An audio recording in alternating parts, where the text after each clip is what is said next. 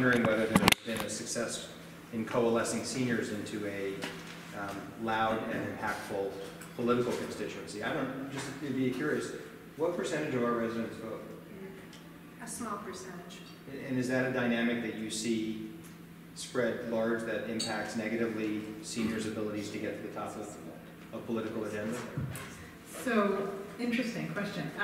We're part of something called the Leadership Council of Aging Organizations.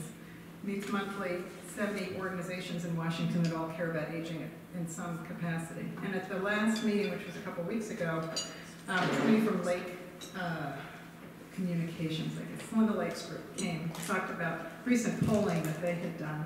And it was interesting to me that senior issues are the same as everybody else's issues, but the priority changes a little bit.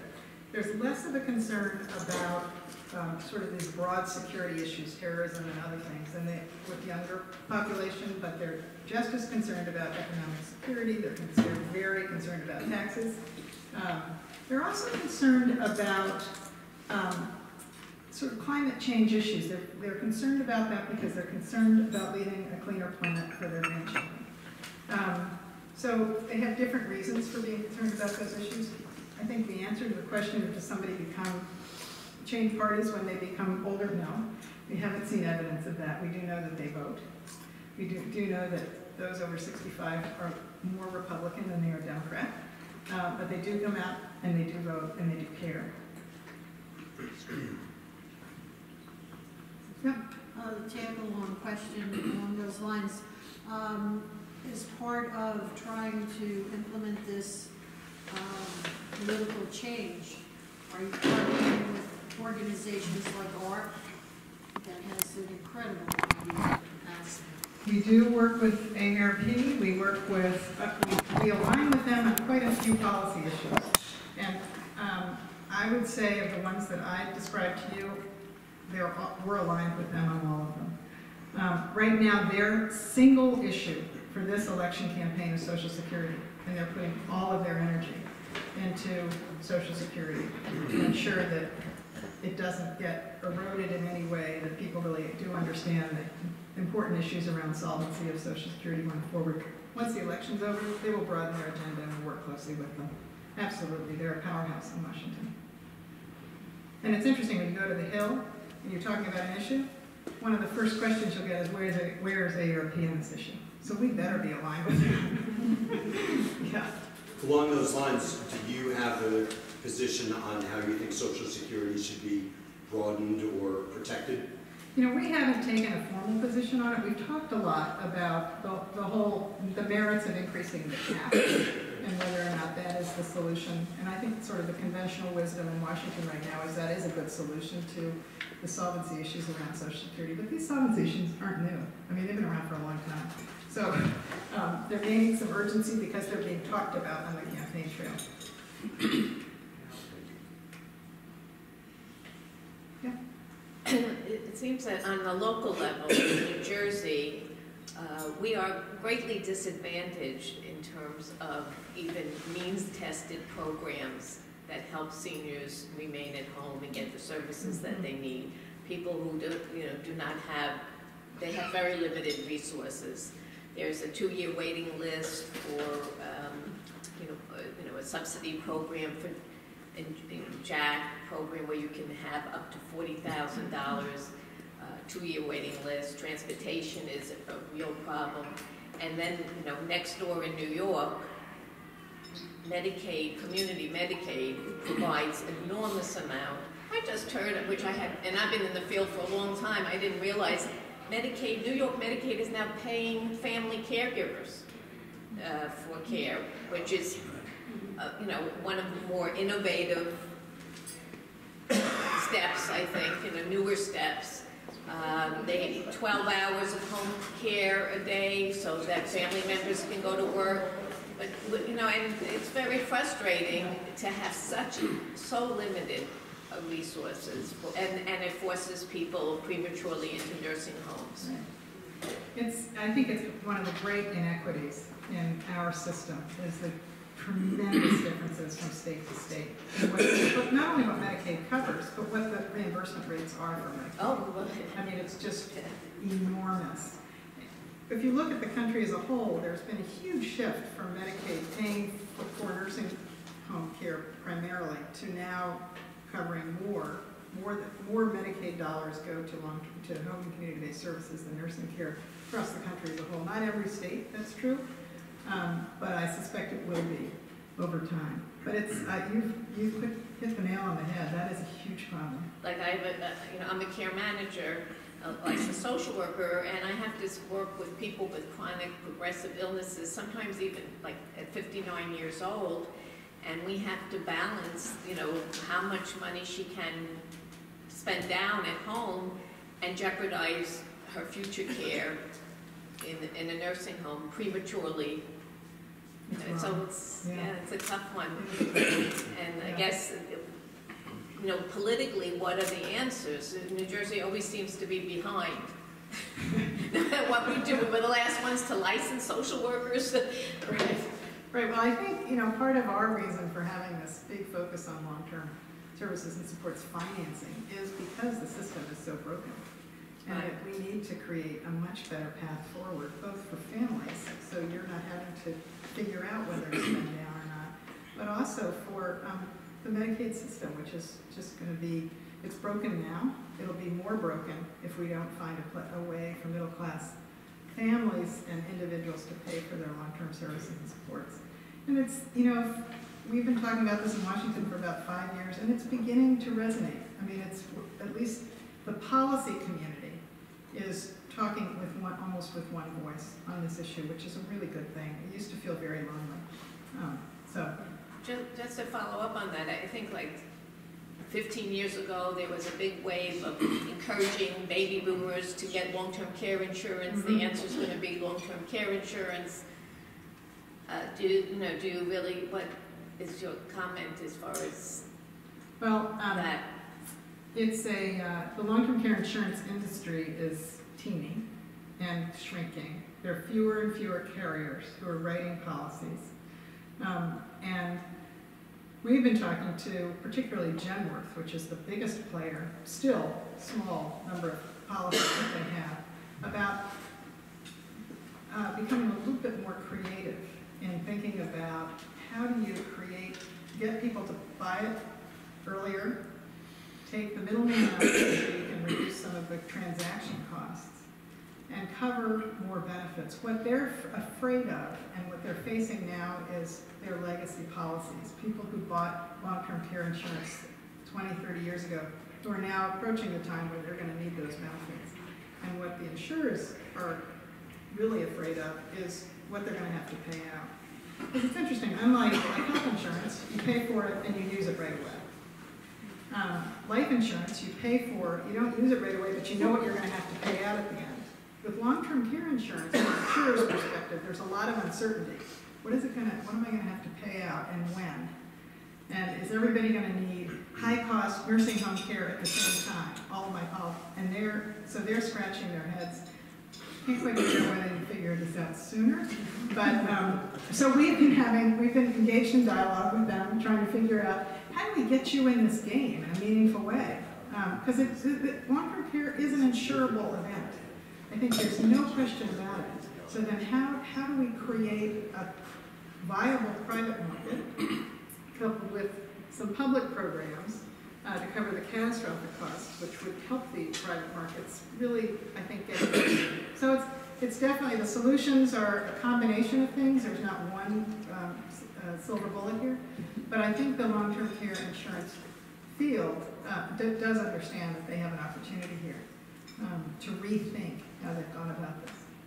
Thank you. Isn't a big part of that, though, going to come full circle and come back to what the costs are for long-term care, the medical procedures and things like that we are having increasing numbers as we age that we didn't used to have, and that unsure portion of the equation has to be a big part of why they aren't being more aggressive, right?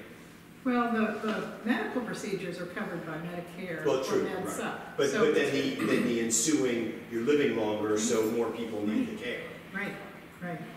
So they've been at the table. We've invited them to be part of this discussion, and Genworth has definitely done so. Mutual of Omaha is very interested in seeing what kind of a creative approach they can come up with. So I'm optimistic that particularly if there's movement towards some kind of catastrophic coverage, the insurance market will come forward to help families and individuals with those front end, those first couple of years of long-term care service needs that may not be quite so scary and expensive.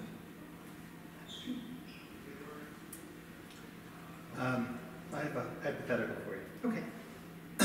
We sit here in this beautiful skilled nursing facility, and I want to pretend that it doesn't exist. Okay. And we asked you to come here because as a community, we want to be thoughtful and provide for the seniors in our community. And we have a finite amount of money, and we'd like guidance on how to do it thoughtfully, looking forward for the next 50 years.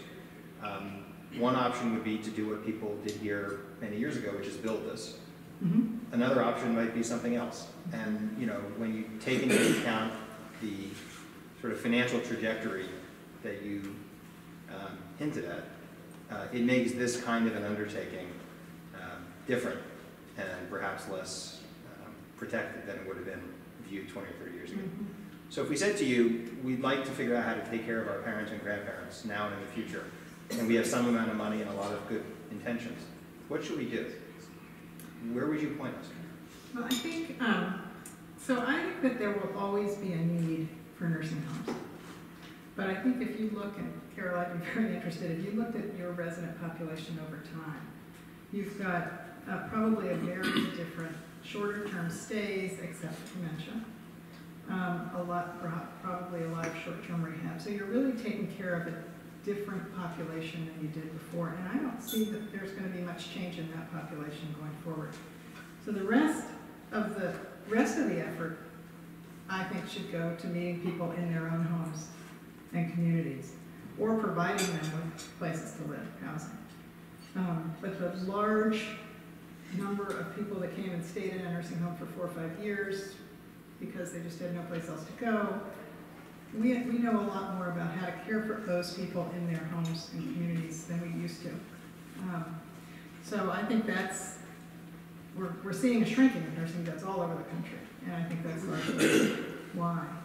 We're also seeing a increase in the number of memory care communities or buildings, I'm not even sure what they are. And while on the one hand I think that's a good thing, on the other hand, I'm not sure, I think we need to be concerned about quality. I think we need to be concerned about quality. And, you know, caring for people with dementia is an art and a science. And I'm concerned because they're popping up so quickly everywhere. I'm not sure what the standards are that are supporting them. But the big nursing home of today is, I don't think that there will necessarily be a need for that in the future. There will be a need for nursing home care, though. But we're talking about a long-term future. We're not talking about tomorrow. Okay. We still have a mortgage, so we can't. Okay, keep paying that. Yeah. One of the things that I've heard last 20, 30 years in healthcare has been, and you mentioned today, has been on the wellness, but that's been more a talk than a reality. And where do you see Washington on really giving some teeth to wellness programs? Because we talk about taking care of residents and taking care of the sick, but we don't talk about keeping them from getting to that point in the first place. I mean, obesity right now in the U.S. and in the world is increasing, and there's no real programs fighting that, from where I sit. Yeah, so I think there are a couple of things. One is that I think that insurers have discovered that they have a real incentive to build in incentives for wellness and prevention, because it ultimately lowers their costs. So we are seeing some activity there. And as part of the ACA, or with the Affordable Care Act, there was definitely a new focus on wellness and prevention in terms of some of the benefits. I think what we still need is some of the evidence. I think there's great evidence around things like fall prevention, that if we put in place, we would save lots and lots of healthcare dollars.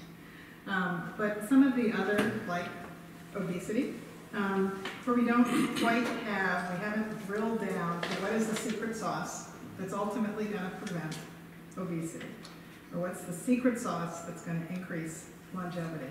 And until we have that, I don't see a huge investment because people don't know what they're investing in. But I think it is, there's a lot of experimentation going on. There's certainly a lot of talk about it. I think all of that is good. I think it's raising our consciousness about the fact that we can do things differently, but we need to know what it is. Yeah. On my way here, I was talking to a friend, and I very nonchalantly described that I have to have a meeting tomorrow, which is messing up my day, midday, with a wife with some dementia who's been wanting to take her husband off of dialysis. And that there are 2 children from another marriage, former marriage, who maybe have been resisting. And I said this very nonchalantly, and she, I guess because I deal with this so much, she was like, "What do you mean?" And so it dawns on me, from a physician's perspective, there's nothing being done at this extreme end of people living longer. You know, there's all this focus. Let's get people living longer, living longer, living longer. And there is nothing being done in terms of what to do when people live that long. I mean, there is some things happening now. I mean, there's, you know, doctors are finally going to get paid for doing pulse. If, you know, if many of you don't know, really doctors did not want to devote time to doing do not resuscitate orders or things like that because it takes a long time and there was no reimbursement for it. So, you know, in terms of wellness and things like that, because now you are getting paid for it, and you can, and it's easier money than some other things, but I still don't hear what is being done on a more national political level about when people live so long, what should be done, and so there's this focus to help people live longer now. Right. So I think they're missing the boat, and you know, a lot of countries, you know, simply don't do dialysis after a certain age. Mm-hmm. I think I'm not really that familiar with the international medicine, so to speak, but. So it struck me as how naive I was that she had that the rest of the world looks at things in a very, you know, different way. It's such an interesting point, and I think that through my travels with IASA, the International Association, you definitely see how different cultures and countries deal with end-of-life issues and increased longevity. And some of it is actually quite sad, and some of it is actually fairly enlightening, I think. Some countries and some cultures just, you know, somebody is 95 and that's just normal, right? We don't even think about the fact that they may not be around in a couple of years. In other countries, in Korea, I remember in particular, they were speaking at a conference and they were trying to, well, they were doing a lot of things, but somebody, a professor of nursing did a study of how the rest of the world deals with advanced directives. And Korea had none. There was no such thing as an advanced directive at that point. And so she was trying to point out quite forcefully that this was a big mistake for Korea. And when we dug a little bit deeper, what was going on is that because family structures were breaking up in a country like Korea, there was a high rate of suicide among the elderly because their kids had moved away. They didn't want to be a burden. They were left in their town, and they just, you know, they had nobody to care for them, so they ended their lives. So that was just incredibly sad. But her point was, we've got to fix this. We've got to get people to think about end of life differently. But I think, you know, one of the things you're pointing out is both it's a clinical issue, but it's also kind of a lifestyle issue. It's a family issue. It's a, how do we talk about these issues in advance of when we're going to have to make decisions? How do we get comfortable talking about those issues? You know, I think that I'm being told by insurance companies what medicines I can use. I mean, there's so much control out there and so many issues, but there's not, you know, on that other end of, and I don't know if it's right or wrong, but I'm just saying, there are a lot of people who can't take the drugs we recommend because of what's being allowed to be done, but there's not, you know, and I think that all this policy making is still missing something that's causing us problems in some ways, because right now we don't have the science that's gonna make, you know, most 100-year-old people, even though some of them are good, many of them are debilitated. So I think there has to be policy at that extreme. You know, I'll take that back. Our head of health policy is a geriatrician at Living Age, and is very interested in these kinds of issues. So I'll get your card, I'll connect you. Yes, I just wanted to ask you, we're hearing so much about home and community-based services, and that's the trend that we're moving into. However, medical adult daycare is not thriving nationally. We're seeing so many of the daycares closing, and I was wondering if you could give us any input on what you're seeing and what you're hearing, because we're seeing that many people don't know the benefits of the adult daycare as far as financial benefits and all the services that are provided within the day, the structured day. We're not getting that word for the funding that we need. Yeah, I think adult day is one of those hidden gems that people don't know about. I think consumers don't know about it, families don't know about it, but I also think a lot of clinicians don't know about it. And I agree with you, it doesn't get the funding it's needed. We, you know, for a little while, several years ago, we ran the National Adult Day Services Association. That was another one of my jobs for a while. And what was interesting to me is I kept trying to figure out how do people actually make money on adult day? And I kept asking the members of this NANZA organization that question. And what I learned was that they do it by having therapy services. So if they have offer therapy in addition to everything else that's there, they can actually make some money off it. I don't know whether to try, I never looked at their balance sheet, but what it told me is that there are some adult day providers out there that are getting pretty darn creative to figure out a way to how to keep their doors open, serve the people who really do need the adult day programming, but also serve people who need short-term therapy. So it's a possibility. Again, I'm not an expert in their business.